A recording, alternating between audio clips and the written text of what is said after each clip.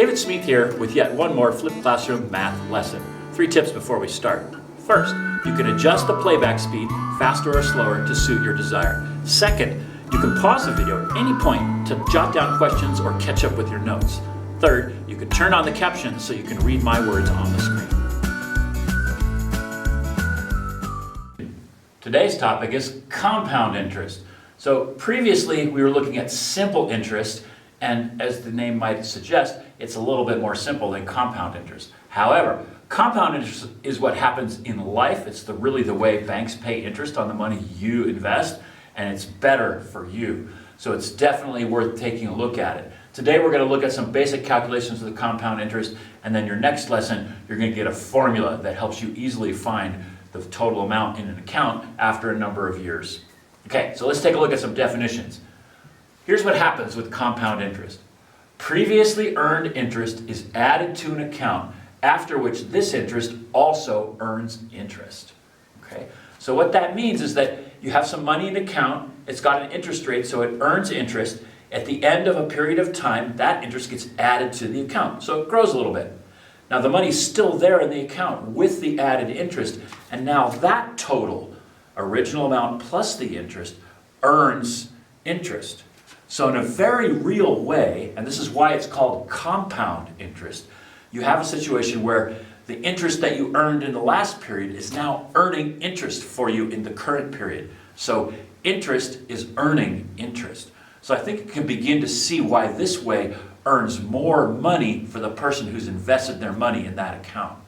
So in this chapter, we're going to do yearly compounding. And what that means is that at the end of the first year, money gets added, the interest gets added to the account, and then in the next year, that added interest is now earning interest for the person with the account. So that's yearly compounding.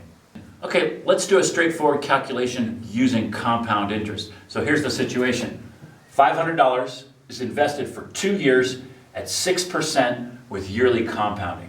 How much is left in the account after 2 years? Okay, so let's do that. First, we need our multiplier. Okay, we've got 6% interest, so our multiplier is going to be 100 plus 6, which is 106%, which ends up being, as a decimal, 1.06. So this is review. We've done this a bunch of times. So let's find out how much is in the account after the first year. What we do is we do 500 times 1.06. Get out my handy dandy calculator. 500 times 1.06. That gives us $530. So that's how much is in the account after the first year. But we're doing 2 years. So now we do 530 times 1.06. And let's pull that out.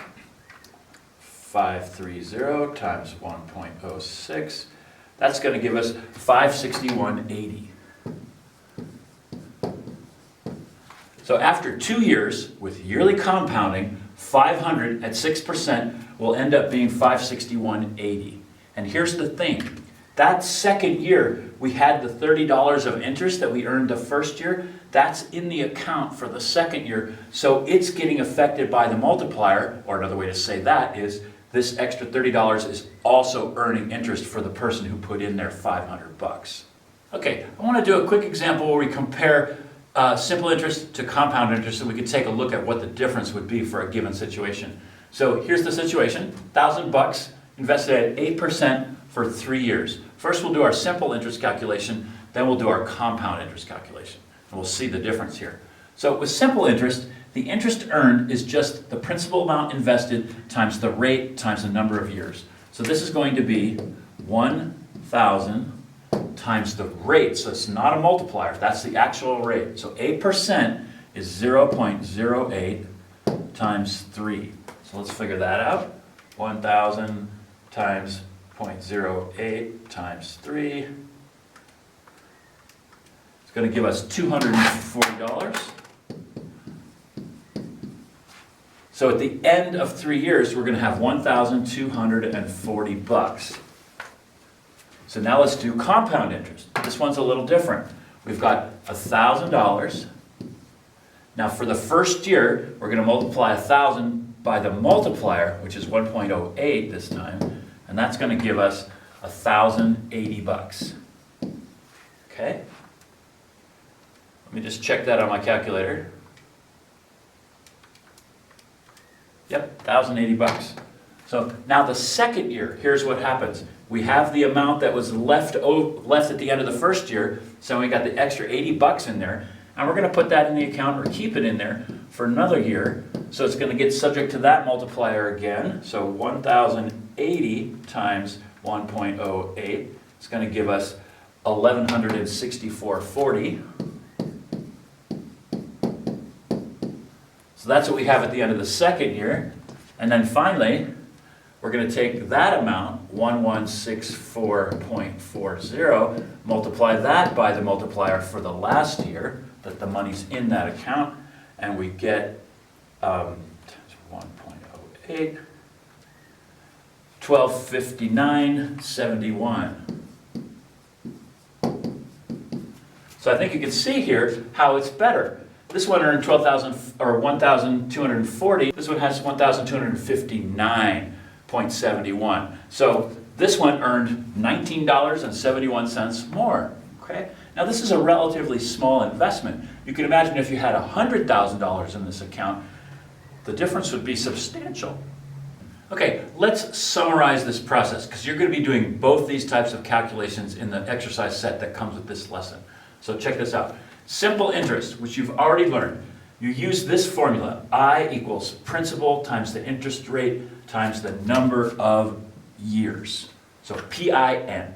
So you use that to find the interest, and then you add that interest to the principal amount to get the total in the account. Okay, so that's what you did in the last exercise set. Now compound interest is different. Compound interest, you use the multiplier to find the amount after the first year. So you multiply the principal by the multiplier. Then, for the next year, you use the multiplier and the amount after the first year, that new amount, whatever you got from step one, use that amount and the multiplier to get the amount in the account after the second year. And then you just repeat that process for the next year and the next year, all the way up to the number of years you're studying. Now that you've watched the video, take a moment to jot down extra notes or jot down some questions for our next class. You can also re-watch portions of the video that you didn't get the first time. If you enjoyed the video, please click like, and if you'd like to help me grow my YouTube channel, please click subscribe.